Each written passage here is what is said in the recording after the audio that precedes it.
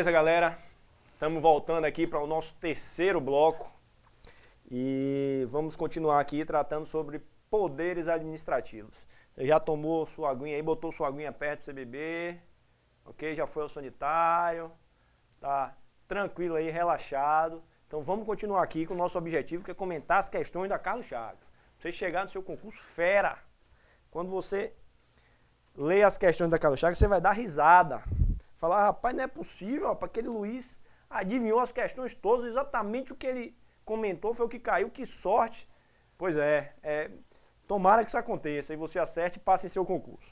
Beleza, vamos pelo menos administrativo. Mas como aqui todos os professores são bastante competentes, eu acho que você está tranquilo referente a isso. Vamos lá. Questão 6. No que diz respeito ao poder disciplinar da administração pública, é correto afirmar. Então ele, vai tratar somente do poder disciplinar. Você já sabe, poder disciplinar. Apurar infrações e aplicar penalidades. Em quem?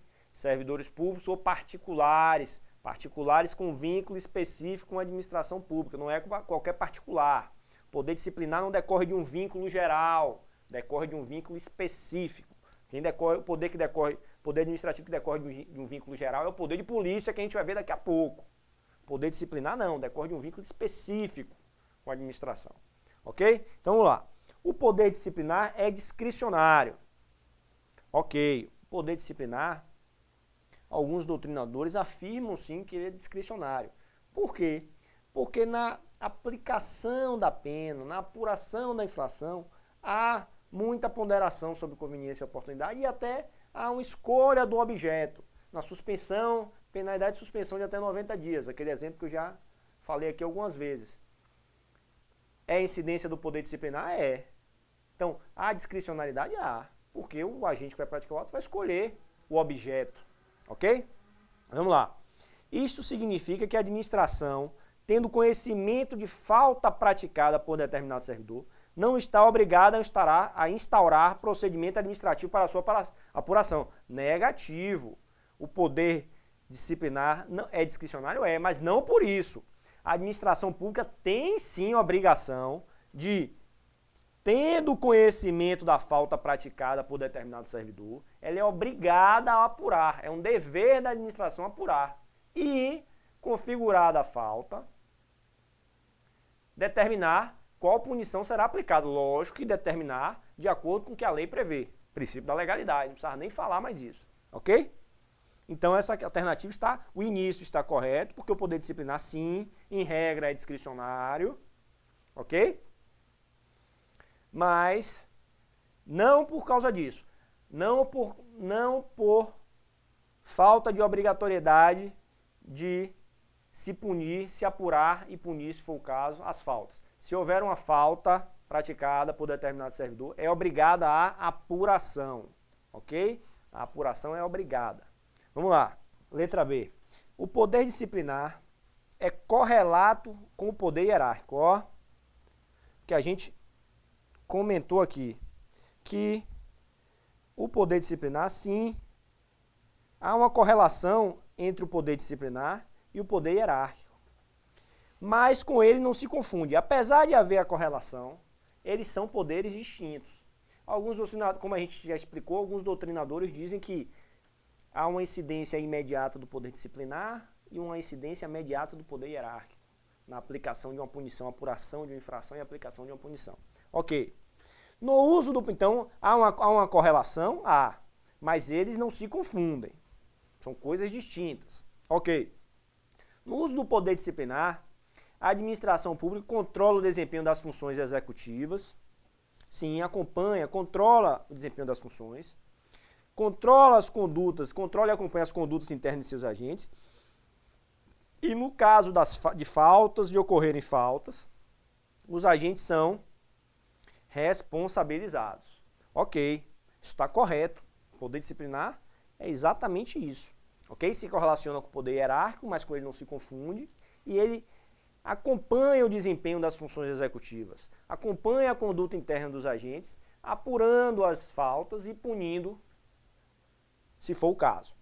Me dá uma tela em branco aqui para poder desenvolver um raciocínio sobre essa correlação entre poder hierárquico e poder disciplinar que pode aparecer em sua prova. O que acontece? Vamos imaginar aqui, ó, a administração.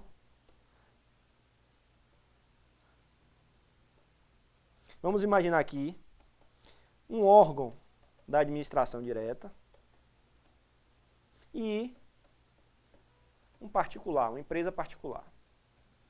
Ok. Se um agente integrante da estrutura da administração direta cometer uma falta, essa falta será apurada e, se for o caso, ele será punido. Qual poder irá incidir? Irá incidir o poder disciplinar, de forma imediata, e, de forma imediata, o poder o quê? Hierárquico. Ok. É um servidor público com vínculo com a administração pública. Ok. A incidência tanto do poder disciplinar como do poder hierárquico. Ok. Agora um particular que tenha um vínculo com a administração pública, pode ser um contrato. Se ele vier a cometer uma falta, essa falta será apurada e, se for o caso, se configurar a falta de acordo com a lei, ele será punido. Nesse caso, só haveria incidência do poder, ó, disciplinar. Não há incidência do poder hierárquico, ok? Isso pode vir a cair em sua prova, ok? Fiquem espertos aí, vamos voltar para a questão. Vamos lá, então letra B a gente já viu que está verdade, é o gabarito da questão. Vamos ver as outras. Algumas penalidades administrativas podem ser aplicadas ao infrator sem prévia apuração por meio de procedimento legal. Falso. Para aplicação de penalidades é uma garantia dos servidores que tem que haver, sim, apuração por meio do procedimento previsto em lei. A lei vai estabelecer qual é o procedimento. Ok? Tem que haver algum procedimento. Ou somente ou um processo administrativo disciplinar, se for o caso, ok? Mas tem que haver algum procedimento. Vamos lá. Letra D. Poder disciplinar é o que cabe à administração pública para apurar infrações e aplicar penalidades aos servidores públicos, não abrangendo particulares. Falso, né? Já viu que abrange, sim, particulares desde que tenham um vínculo específico. Ainda que sujeitos à disciplina. Se tiver sujeito à disciplina, sim, a incidência do poder disciplinar. E letra E. Uma mesma infração pode dar ensejo à punição administrativa e à punição criminal. No entanto, a aplicação de ambas as penalidades nas respectivas searas caracteriza evidente bis in idem. Não. Pode-se cumular ou acumular as penalidades nas três esferas, tanto administrativa como civil. O infrator pode ser punido tanto administrativamente, como civilmente, como penalmente. Ok? Pode acumular as três penalidades. Tranquilo? Vamos para a próxima questão. Então, gabarito, letra B. Poder disciplinar, a prova pode fazer aí uma jogadinha entre poder disciplinar e poder hierárquico. Ok? Pode também fazer uma jogada entre poder disciplinar e poder de polícia. Na questão do vínculo, porque o poder disciplinar tem um vínculo específico, o poder de polícia decorre de um vínculo geral, ok? Vamos lá. Só um porém aqui que me fugiu o nome, ó. Letra C, voltando à letra C, algumas penalidades administrativas podem ser aplicadas ao infrator sem prévia apuração por meio de procedimento legal. Não, tem que haver um procedimento legal. Pode ser uma simples sindicância ou pode ser um processo administrativo disciplinar. Ou outra forma que a lei preveja, mas tem que ter uma previsão legal. Ok? Letra C. O poder regulamentar, atribuído pela Constituição Federal ao chefe do Poder Executivo, o autoriza a editar normas. Vamos lá. Poder regulamentar. Me dá uma tela em branco aqui. Poder regulamentar, pessoal, é a faculdade. Vamos chamar só de poder regulamentar, tá? Poder regulamentar é a prerrogativa que o chefe do Poder Executivo tem de explicar a lei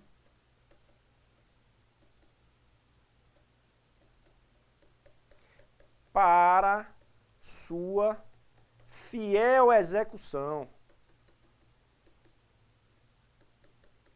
E também, ó, editar decretos autônomos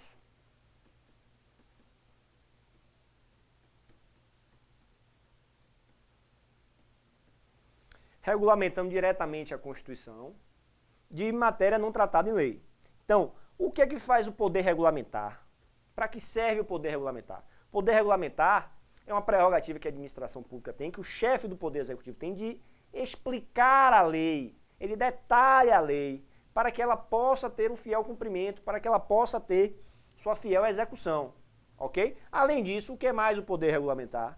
É o poder que o chefe do Poder Executivo tem, autorizado pela própria Constituição, lá no artigo 84, competências privativas do Presidente da República, a editar decretos autônomos que regulamentam diretamente a Constituição. Mais para frente a gente vai ver detalhadamente o que são esses decretos autônomos. Mas poder regulamentar nada mais é do que a prerrogativa, a faculdade que o chefe do Poder Executivo tem de explicar a lei, detalhar a lei para que ela tenha fiel cumprimento. E, em casos estritamente previstos no artigo 84, inciso 6, editar decretos autônomos. Ok? Vamos voltar para a questão. Então vamos lá. O poder regulamentar atribuído pela Constituição Federal ao chefe do Poder Executivo autoriza a editar normas complementares à lei, beleza, para sua fiel execução, não se admitindo a figura do regulamento autônomo. Falso. Espera aí, vamos com calma. Exceto para matéria de organização administrativa, incluindo a criação de órgãos e de cargos públicos. Falso. Porque o que acontece? A Constituição autoriza ao presidente a complementar a lei, que é explicar a lei, ou detalhar a lei para que ela tenha fiel execução, ok, e admite a figura do regulamento autônomo ou decreto autônomo. Mas o decreto autônomo só é permitido em 2 casos, ok? Um dos casos é organização da administração, quando não implicar em criação de órgãos. Ok? Isso está lá no artigo 84, quando não implicar em aumento de despesa nem criação e extinção de órgão. Artigo 84, inciso 6. Qual é o outro caso? Extinção de cargos e funções quando vagos. Nesses 2 casos, ó, organização da administração pública, quando não implicar aumento de despesa, nem criação e extinção de órgão público, e extinção de cargos ou funções quando vagos. Nesses 2 casos, o presidente pode diretamente regular o texto da Constituição por meio de decreto autônomo. Ok? Vamos lá. Então, letra A está falso. Letra B. Poder regulamentar atribuído pela Constituição Federal ao chefe do Executivo autoriza a editar normas autônomas em relação a toda e qualquer matéria de organização administrativa e complementares à lei em relação às demais matérias. Falso, ó. Os decretos autônomos não em relação a toda e qualquer matéria de organização administrativa, não. Ok? Não pode implicar aumento de despesa. Letra C. O chefe do Poder Executivo, o poder regulamentar, atribuído pela Constituição Federal ao chefe do Poder Executivo, o autoriza a editar normas complementares à lei, beleza, para sua fiel execução, perfeito, não sendo admitida a figura do regulamento autônomo, exceto no que diz respeito à matéria de organização administrativa, quando não implicar aumento de despesa, nem criação e extinção de órgão público, perfeito, bem como para extinção de cargos ou funções quando vagos, perfeito. Letra B. Então, poder regulamentar é o quê? O chefe do Poder Executivo pode explicar a lei, complementar a lei para sua fiel execução e editar regulamentos autônomos ou decretos autônomos. Para quê? Somente para esses 2 casos, ó. Que casos? Organização administrativa, quando não implicar aumento de despesa nem criação e extinção de órgão público. bem como extinção de cargos ou funções quando vagos. O cargo ou função tem que estar vago, ok? A organização administrativa não pode implicar em aumento de despesa. Não pode nem criar nem extinguir órgão por meio de decreto autônomo. Tem que ser por meio de lei, ok? Aqui as outras alternativas ele só faz brincar com as possibilidades de decreto autônomo. Me dá uma tela em branco, perdão pela tosse, pessoal. Me dá uma tela em branco aqui, Pedro. Importante sobre decreto autônomo. O que acontece? Vocês devem conhecer bem aí, ó, a pirâmide de Kelsen. Kelsen tenta explicar o ordenamento jurídico por meio de uma pirâmide, ok? Dessa forma ele explica a hierarquia das normas e no que se fundamenta o próprio ordenamento jurídico. O que acontece? Kelsen diz que lá no topo do ordenamento jurídico estaria a Constituição Federal, no caso brasileiro estariam as emendas à Constituição e os tratados internacionais que versem sobre direitos humanos aprovados com quórum de emenda constitucional. Isso é matéria de direito constitucional, vocês têm que saber aí lá com o professor de direito constitucional. Ok. No corpo da pirâmide, nós temos as normas primárias. No caso do Brasil, da República Federativa do Brasil, quais são as normas primárias? Lei ordinária, lei complementar, lei delegada, medida provisória, decreto legislativo e resoluções da Câmara e do Senado. Ok. Essas normas primárias, em regra, são editadas pelo Poder Legislativo, com exceção da medida provisória. Ótimo. Mas o que é que fazem essas normas primárias? Ó, elas regulamentam a Constituição. Ok? A Constituição estabelece normas gerais, as normas primárias vêm, detalham essas normas gerais, detalham esses princípios. Ok, até aí tranquilo. Nas normas, na base da pirâmide, nós temos as normas secundárias. O que é que fazem as normas secundárias? Ó, as normas secundárias, ó, detalham as leis, complementam as leis. Quais são essas normas? Decretos, instruções normativas, regulamentos. O que é que as normas secundárias fazem? Ó, detalham a lei para que ela tenha fiel cumprimento. Ok. O poder regulamentar está aqui, ó, os decretos regulamentares. O que é que o decreto regulamentar faz? Ó, é uma norma secundária que complementa a lei para que ela tenha fiel cumprimento. Ok, mas onde é que estão os decretos autônomos?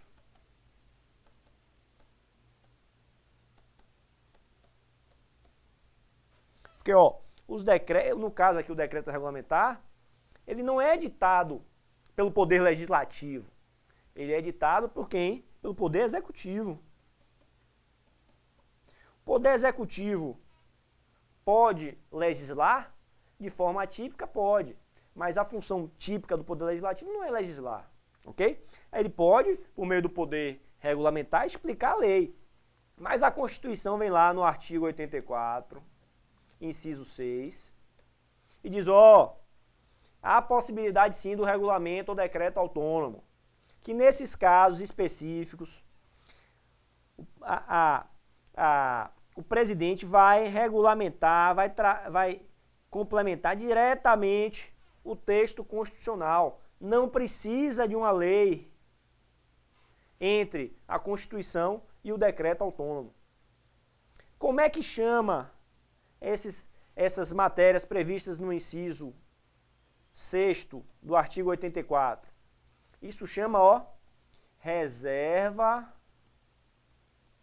normativa administrativa. O nome parece complicado, né? Parece uma reserva normativa administrativa. Se aparecer isso na prova, tem concurseiro que treme. Mas quando você entende e para analisar as palavras, o que é que está dizendo aqui, fica tranquilo, ó. Quem é que tem competência para legislar? Poder Legislativo. Legislar é criar leis, criar normas primárias, é trabalho do Poder Legislativo. Ok. Mas a Constituição pegou alguns assuntos, mais especificamente os do artigo 84, inciso 6º, A e B, e falou, ó, esses dois temas aqui, esses dois assuntos, estão reservados, é uma reserva normativa para a administração. Quem vai tratar disso aqui é o chefe do Poder Executivo. Ok? Então, por isso que chama reserva normativa administrativa. Daí você pode tirar algumas conclusões. Ó, o decreto autônomo,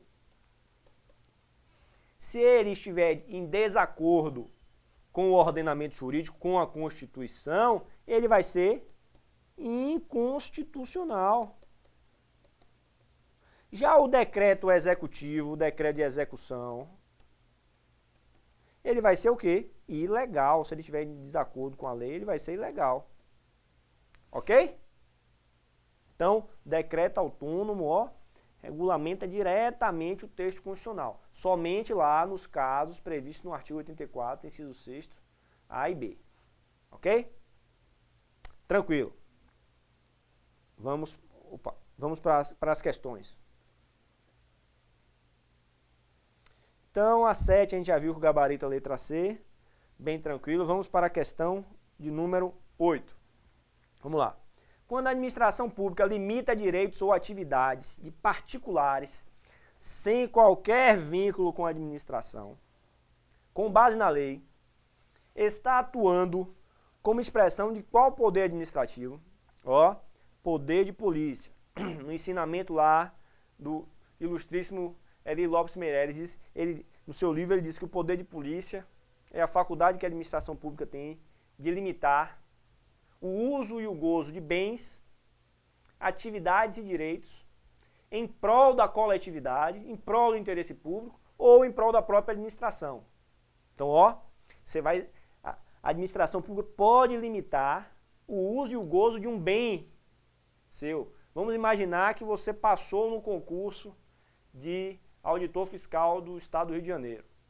Ótimo. Depois você é um cara, no curso de formação você esbanjou, gastou dinheiro, fez farra, pererê parará, mas quando tomou posse, você resolveu economizar. Aí você economizava 80% do seu salário todo mês. Ótimo. Depois de uns, sei lá, 10 anos, você conseguiu comprar um terreno. É um bem seu. Ok. É um terreno, você comprou um terreno, ótimo. Aí economizou mais 20 anos. Juntou dinheiro para poder construir um prédio nesse terreno que você comprou. Ótimo, você tem um bem, que é patrimônio seu, e você tem o capital, e você quer construir um prédio. Para construir esse prédio, você precisa de um alvará da prefeitura. A prefeitura vai ter que lhe autorizar a construir o prédio, vai ter que permitir, você vai ter que pedir um alvará para poder construir o prédio, você vai ter que pedir uma permissão para a prefeitura. Permissão aqui, eu não estou falando no termo técnico administrativo, não lá de permissão. Você vai ter que pedir uma autorização, também não falando no termo técnico, mas a prefeitura vai ter que de alguma forma permitir que você construa. Nesse caso, ela está limitando o quê? O uso de um bem. Ela vai ver, não, ó, eu comprei um terreno numa rua fechada, que só passam 2 carros apertados, mas eu quero construir um prédio de 50 andares, com 4 quartos, com 4 apartamentos por andar e 4 vagas de garagem. Aí você pega 50 andares com 4 vagas de... 50 andares vezes 4 por andar, 200. Vezes 4 garagens, 800 carros. Numa rua fechada. Imagina um horário de 18 horas, quando está todo mundo chegando do trabalho, como é que vai ficar essa rua? Um inferno. E os outros moradores. Então, a administração pública vai o quê? Limitar o uso desse bem em prol da coletividade. Vai dizer, ó, negativo, você não pode construir um prédio de 50 andares, com 4 apartamentos por andar e com 4 vagas de garagem aqui nessa rua. O que é que a administração pública está fazendo? Limitando o uso de um bem seu. Isso é o quê? Poder de polícia administrativa. Ok? Decorre de um vínculo, ó, geral. Você não precisa ter um vínculo específico com a administração pública. Decorre de um vínculo geral que você tem com o Estado. Ok? Então, poder de polícia limita o uso e o gozo de bens, atividades e direitos. Poder de polícia administrativa incide sobre bens, atividades e direitos, não incide sobre pessoas, ok? Leve essa informação para a sua prova. Poder de polícia administrativa não incide sobre pessoas, incide sobre bens, atividades e direitos, ok? Vamos para a próxima alternativa. A atividade da administração consistente na limitação de direitos e atividades, direitos e atividades individuais em benefício do interesse público caracteriza o exercício do poder. Regulamentar. Aí você já sabe o que é poder regulamentar. Poder regulamentar é a faculdade que tem o chefe do Poder Executivo de explicar a lei para sua fiel execução ou a edição de decretos autônomos. Então, falso. Poder de polícia. Exercido apenas repressivamente, em caráter vinculado e com atributos de coercibilidade e alta executoriedade. O que acontece? Vamos lá. Poder de polícia ele pode ser exercido de forma repressiva, que é posterior ao acontecimento do ato, ou de forma preventiva. Então, o poder de polícia pode atuar de forma tanto repressiva como preventiva. Preventiva é o quê? Anterior. Você quer construir um prédio. Você vai lá pedir uma licença na prefeitura, pedir um alvará para poder construir o seu prédio. Poder de polícia o quê? Atuando, exercício de poder de polícia de forma preventiva. Ok? Em caráter vinculado. Uma das características dos atos de polícia é que, em regra, eles são discricionários. Ok? Pode existir atos de polícia, atos do poder de polícia vinculados, sim. Um exemplo é a licença.